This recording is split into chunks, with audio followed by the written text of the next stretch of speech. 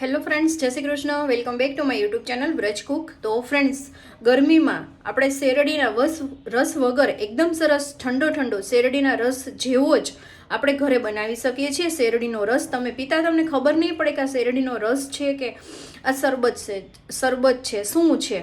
તો ચલો આજે આપણે શેરડી વગર શેરડીનો રસ આપણે બનાવીશું અને એકદમ ઇન્સ્ટન્ટ છે. ખાલી બસ 5 જ મિનિટમાં બની જાય છે અને કોઈ ગેસ્ટ આવે તો પણ તમે એને આપી શકો છો. તો ચલો આજની રેસીપી સ્ટાર્ટ કરીએ. રેસીપી સારી લાગે તો વિડીયોને તમે લાઇક, શેર અને સબસ્ક્રાઇબ કરવાનું બિલકુલ ભૂલતા નહીં.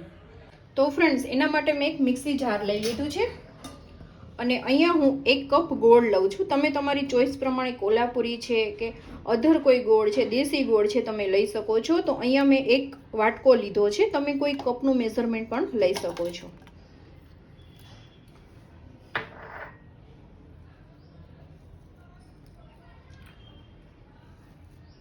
અને એમાં આપણે ફુદીનાના પાન એડ કરશું, જે 15 થી 20 પાન છે, જેનાથી ટેસ્ટ ખૂબ જ સરસ આવે છે, એટલે તમારે સ્કીપ બિલકુલ નથી કરવાનો.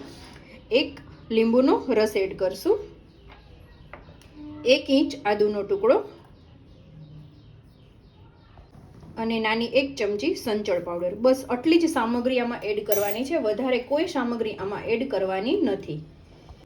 અને 7 થી 8 આપણે આઈસ ક્યુબ એડ કરી દેશું અને અહીંયા આપણે હાફ ગ્લાસ જેટલું ઠંડુ પાણી છે એડ કરી દેવાનું છે અને સરસ રીતે આપણે ગ્રાઇન્ડ કરી લેશું. અને ફ્રેન્ડ્સ, હવે એને આપણે ગાળી દેશું કે કોઈ એના ફુદીનાના ને રહી ગયું હોય છે તો એકદમ સરસ રીતે એ ગળાઈ જાય એટલા માટે.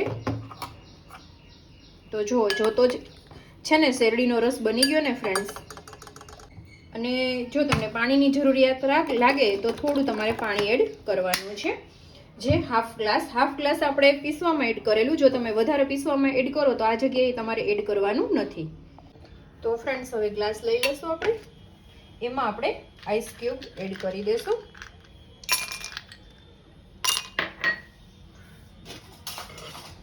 અને હવે આપણો શેરડીનો રસ એડ કરી દઈશું.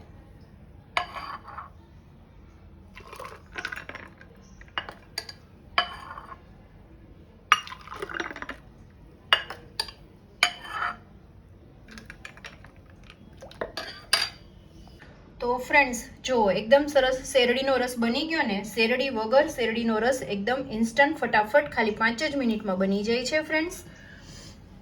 તો આ રેસીપી તમને કેવી લાગી અને આ કાળઝાળ ગરમીમાં તમને પેટને એકદમ ઠંડક આપશે, એસિડિટીમાં તમને રાહત આપશે ફ્રેન્ડ્સ, અને એકદમ સરસ હેલ્ધી પણ છે.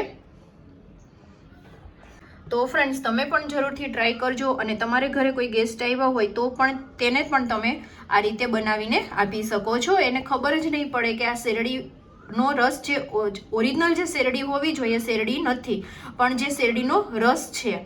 તો ફ્રેન્ડ્સ, આ રેસીપી તમને કેવી લાગી જરૂરથી કોમેન્ટ કરજો. રેસીપી સારી લાગી હોય તો વિડીયોને તમે લાઇક, શેર અને સબસ્ક્રાઇબ કરવાનું બિલકુલ ભૂલતા નહીં.